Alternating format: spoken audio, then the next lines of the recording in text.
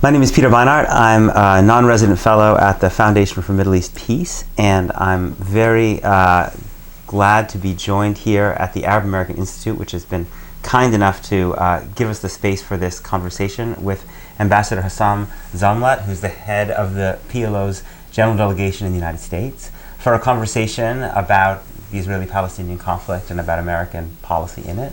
So I wanted to start with a very broad and maybe even kind of childlike question before all of the details about the Trump administration and the maneuverings, which is, if it were up to you and up to President Abbas, what would be the solution to the Israeli-Palestinian conflict? What do you see as the ideal way to resolve this conflict? Thank you, Peter.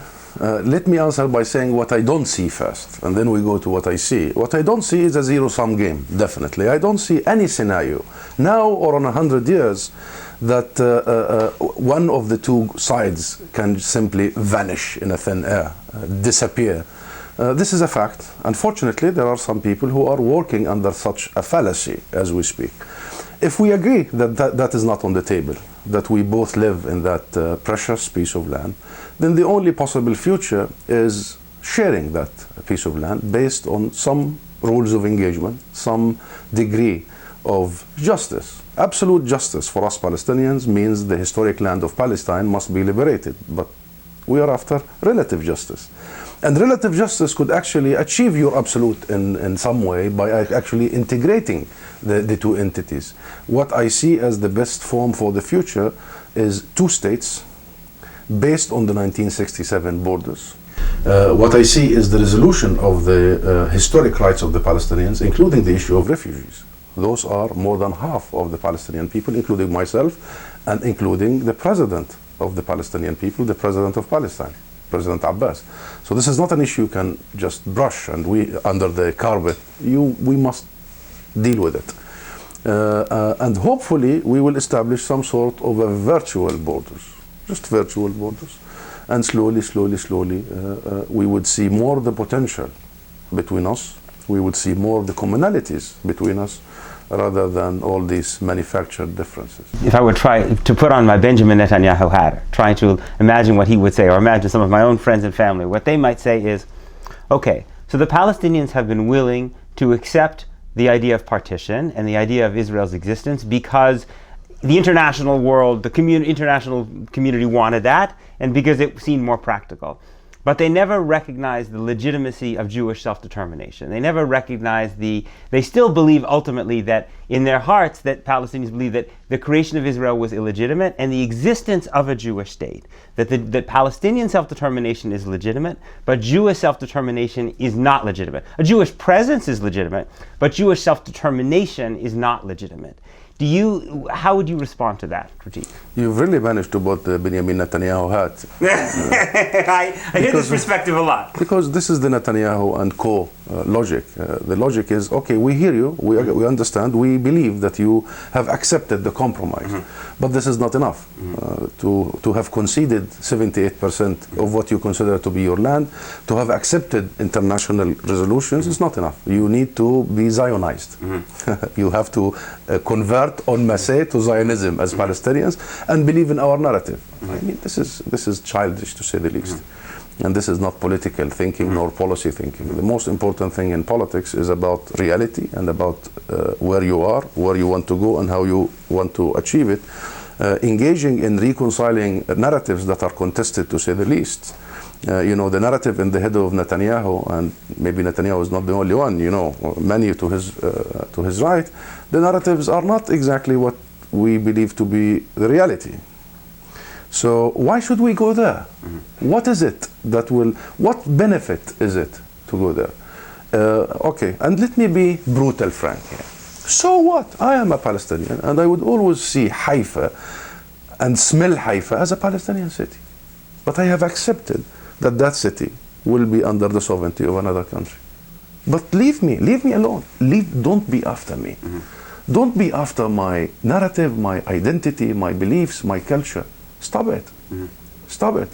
My political collective decision making has decided, genuinely, truly, And this political collective thinking, this political agency, i.e. the Palestinians, is the only agency that could give Benjamin Netanyahu and Israel the legitimacy. No other. So you want to be after our connection, our, what's the word? Our spiritual connection to a land that we have lived in for millennia, our stories, our grandmother's stories, the way we cook hummus and the way we do. What is this?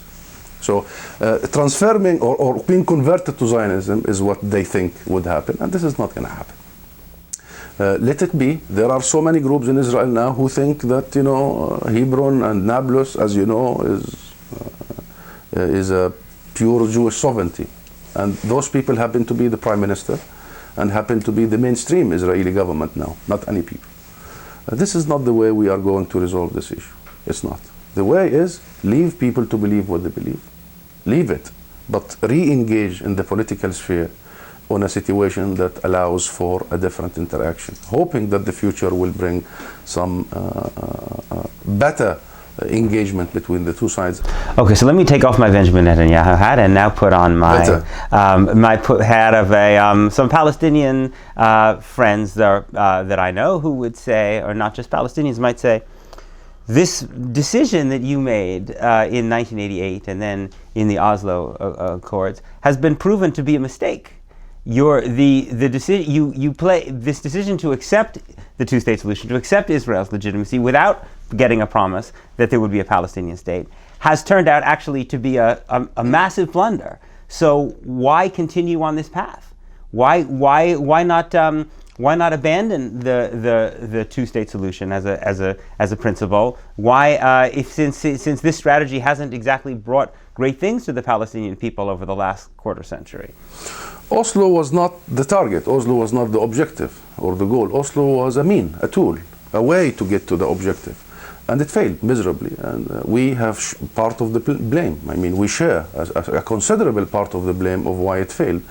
But I believe it failed primarily for the lack of a strategic decision in the part of the occupier, because in the end most of the keys are in the hands of the occupier, and in the part of the mediator, that's the US, that has failed miserably over the years to play that role of an honest broker. Nonetheless, it doesn't mean that you failed reaching your final destination via a certain route that you change the destination. You change the route. So no, the vision itself must be defended. And I think this is exactly how you now read the Palestinian policy and decision-making process. We will defend the two-state solution on the 1967 borders. We will defend internationalism and multilateralism, because guess what? The alternative is going to be ugly. Ugly for everybody. So you see it now, just the taste of it happening and unfolding right in front of our eyes. For us, it is not just, Peter, two states. It's also the kind of the two states we want to see. Do we want to see two states that are religious and closed, exclusive, racist, or we want to see open, liberal, egalitarian states that could be a bridge between the East and West?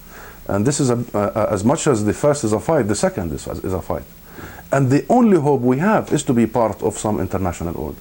The only hope we have at this point in time, given the asymmetry of power, given the situation you know very well, is to clinch into that last hope of internationalism. Otherwise, I'll tell you, it's the rule of the jungle, and I don't think it's the Palestinians who will stand to lose the most in this equation. But you mentioned in a speech you gave recently, and I hear Palestinians saying that we could transition to a civil rights struggle for equal rights in all of the territory between the Mediterranean and the Jordan. Why is that not the preferable path now? Can you imagine any set of circumstances that would lead you to think that the Palestinian national movement should switch its orientation, as it did in 1988? We are at a strategic crossroad. We are. What President Trump did recently, announcing Jerusalem, the capital of the State of Israel, is a major strategic pause, if you may, because that has hit the vision. Because the heart of the two-state solution is Jerusalem. It has hit the mechanism, because the US has always been the mediator, and it has hit the investment of the two-state solution for so many years, because the US now is cutting funding and help, and the relationship is being very tense. So yes, we are at a strategic moment, we realize that. But it's crucial that you don't jump in the air at this point in time. And it's crucial that you see where are you strongest and where are you weakest, and stronger that you see what are you oriented towards the most. You want a better future for the people, or you want to be obsessed about other issues? People are tired, Peter. It's been a long journey, and the level of atrocities, the level and the sheer violation of the very basic birthright of humans there is just unbearable, and it cannot continue for a long time. Our fear is that perhaps a shift is imminent. Perhaps this evolution in thinking and modernizing our objectives, our tools, our strategies, our methods, our international engagement is imminent. And we have new generations of leaders, of thinkers, and things will go in that direction, because in the end we don't function in a vacuum. But didn't you just say that? We don't function in a vacuum. And when the ruling party of Israel takes a decision only a few weeks ago to annex the West Bank, you don't just bury your head under the sand. When the Knesset, under the leadership of Netanyahu, takes a decision to take Jerusalem off the negotiations, now 80 is an impossibility, 80 members of the Knesset. When Benjamin Netanyahu only a few days ago goes deep in the West Bank next to Nablus and opens a new bypass road and says this is the new infrastructure of the State of Israel, how on earth don't you pause? How on earth don't you stop? How on earth don't you think about all that you have done over the last 30, 40 years? You should, and we are. You have followed the resolutions of the security, of the PLO Council, Central Council. First decision. Our recognition of the State of Israel is not unconditional. It is conditioned upon reciprocity. And this is not easy, and this is not something that was done over a year. It's been evolving. Second, the interim arrangements has been murdered by Israel, i.e. Oslo. And we no longer see ourselves to have a love affair from one side and be committed only us. It takes two to tango. So forth. There is a lot of strategic decisions by the council, very strategic. This is the highest highest entity, highest organ in the absence of the National Council. The Central Council represents the National Council. So yes, everybody realizes that we are at a crossroad. Yet, Netanyahu's biggest enemy at this point in time is the two-state solution.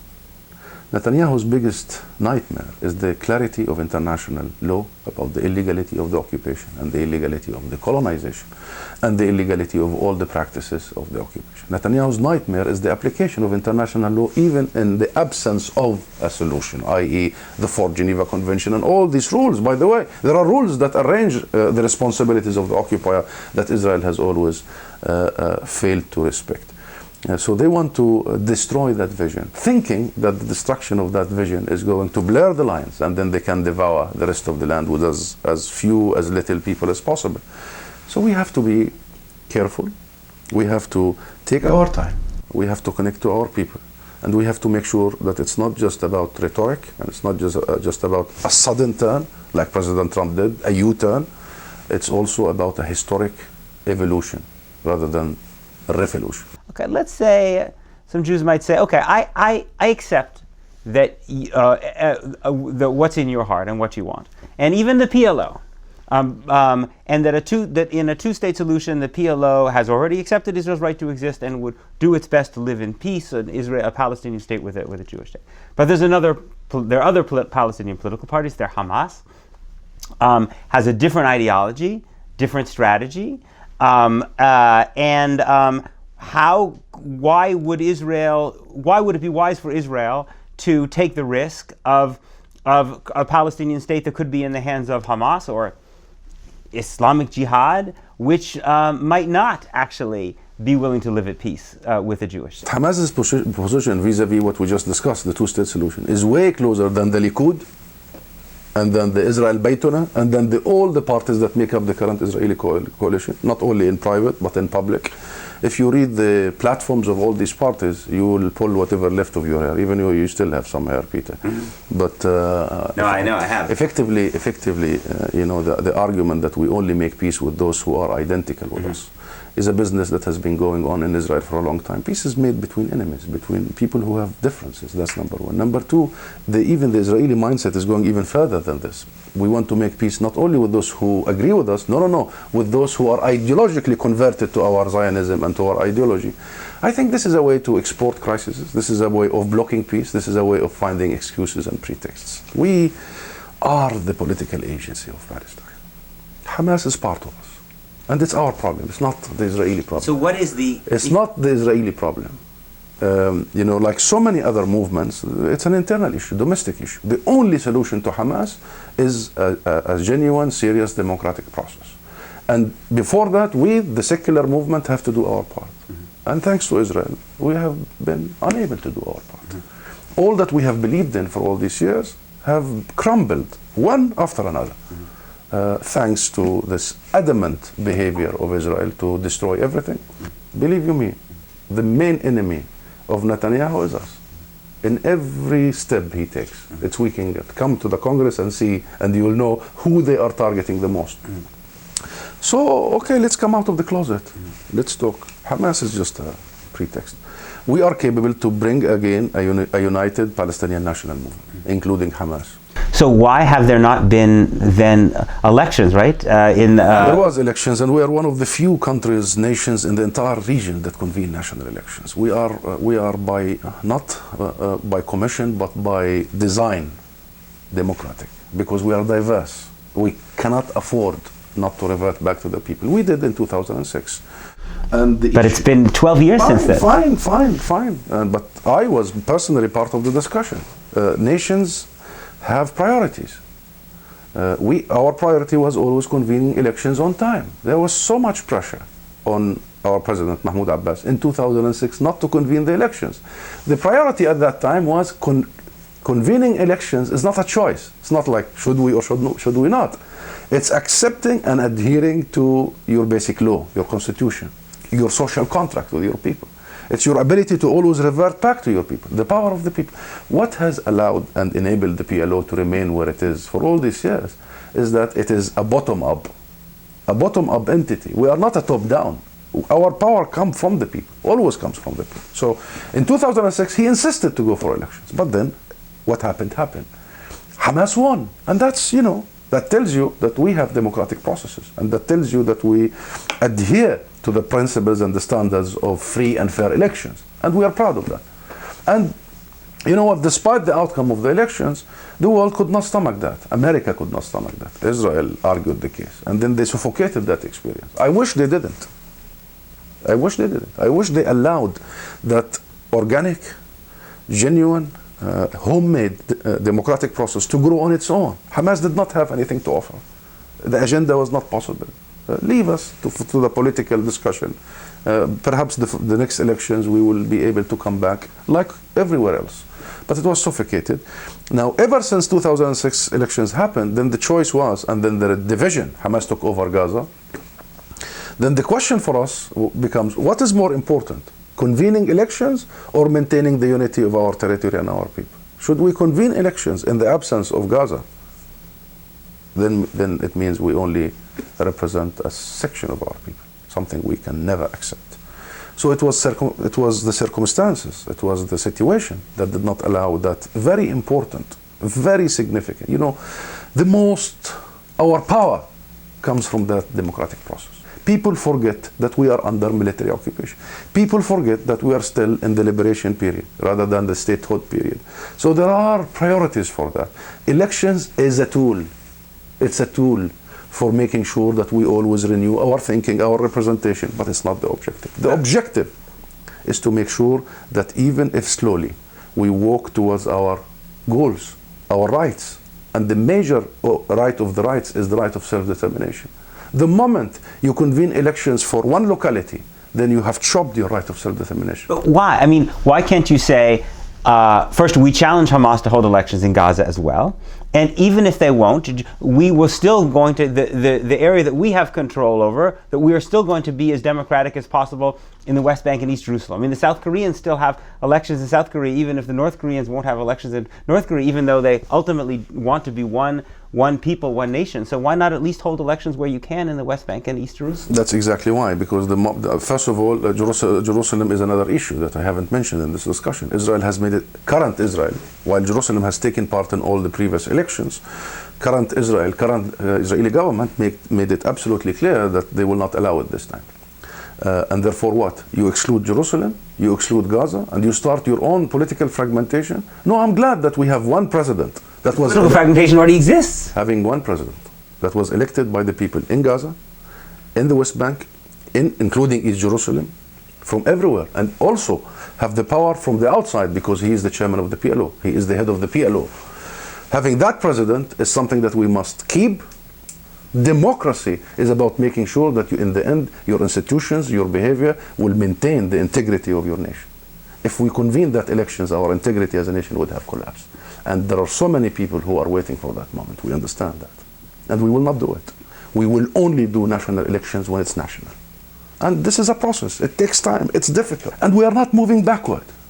In the historic sense, we are moving forward.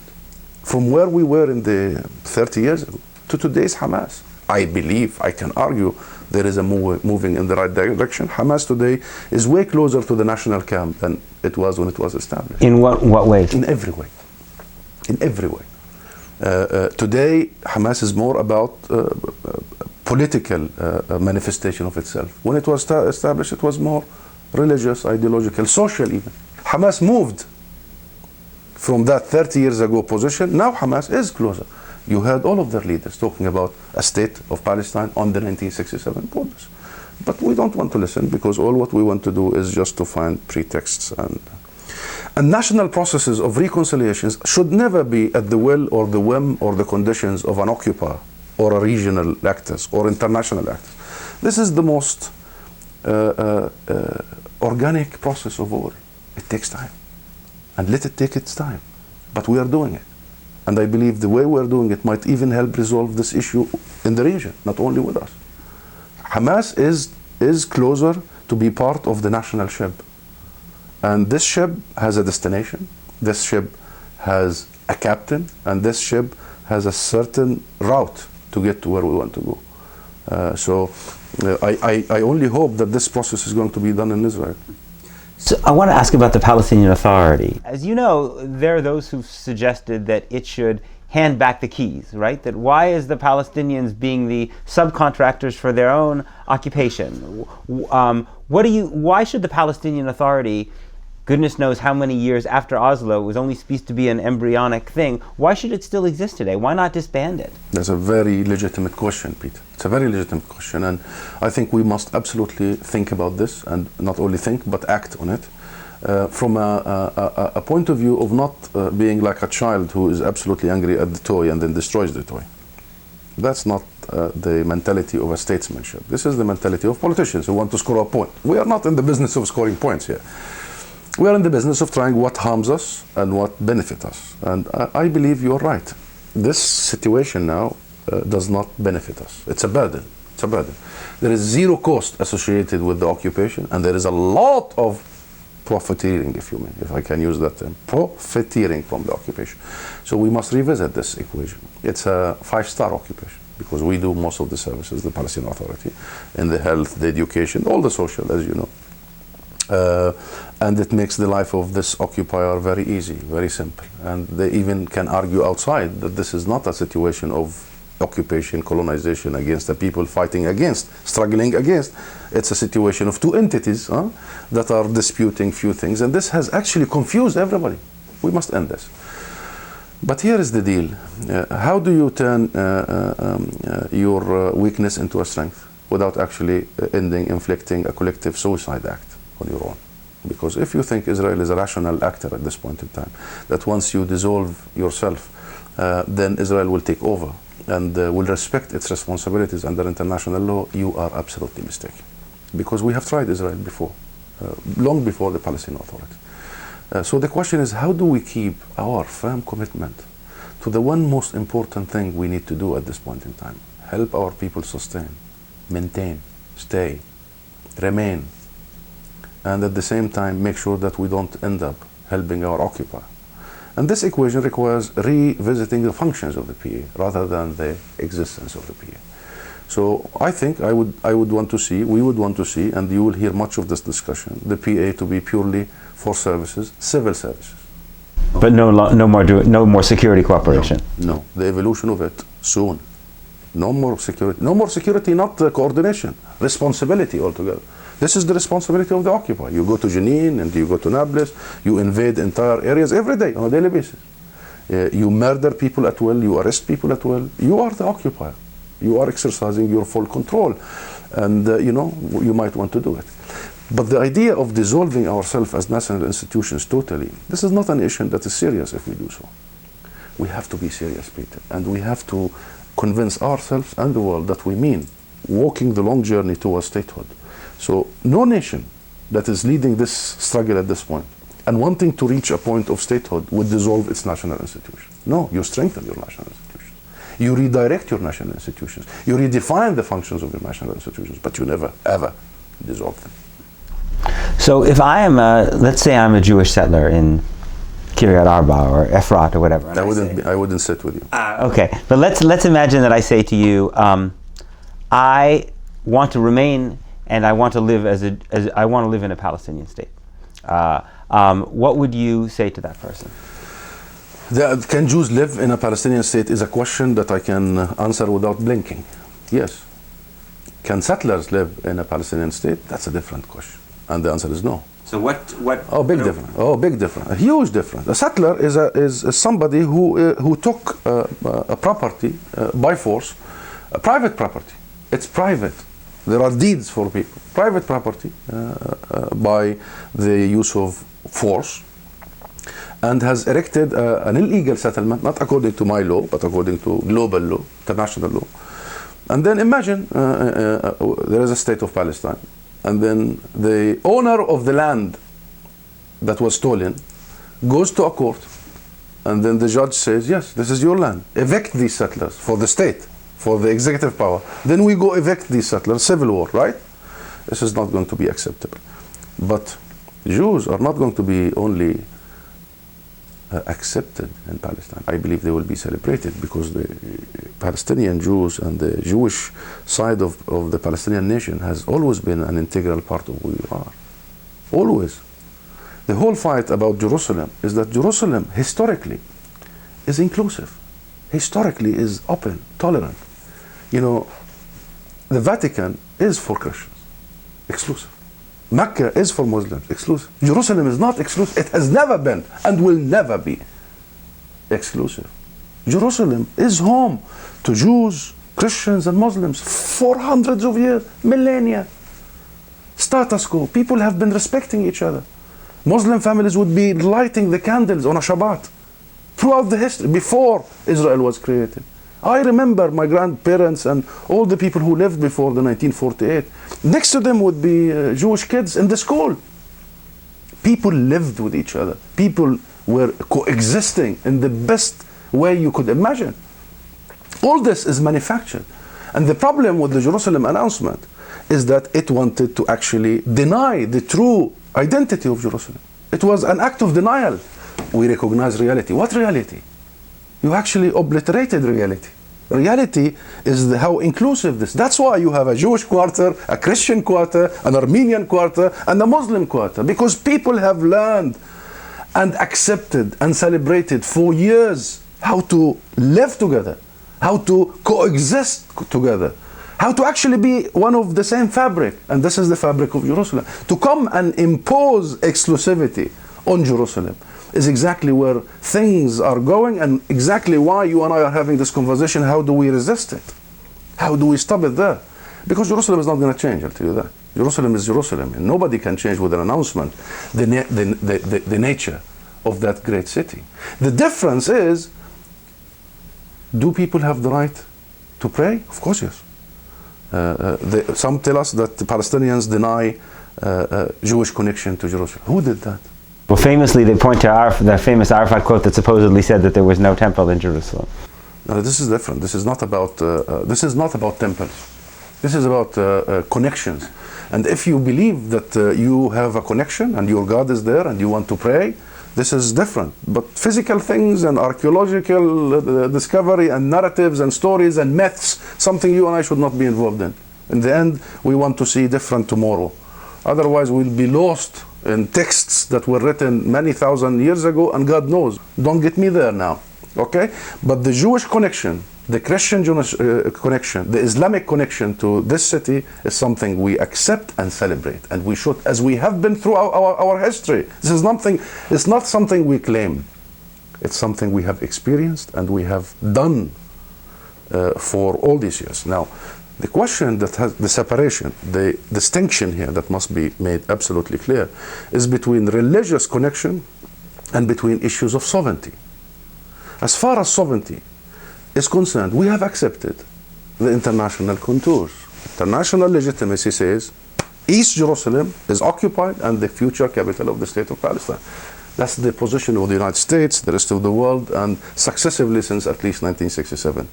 Now, what we say is that once sovereignty is returned to us, because now it's just hijacked by an occupying force, once we establish our city there and our capital there, we promise everybody that we will do as we always did. Jerusalem will be open and people will be respected.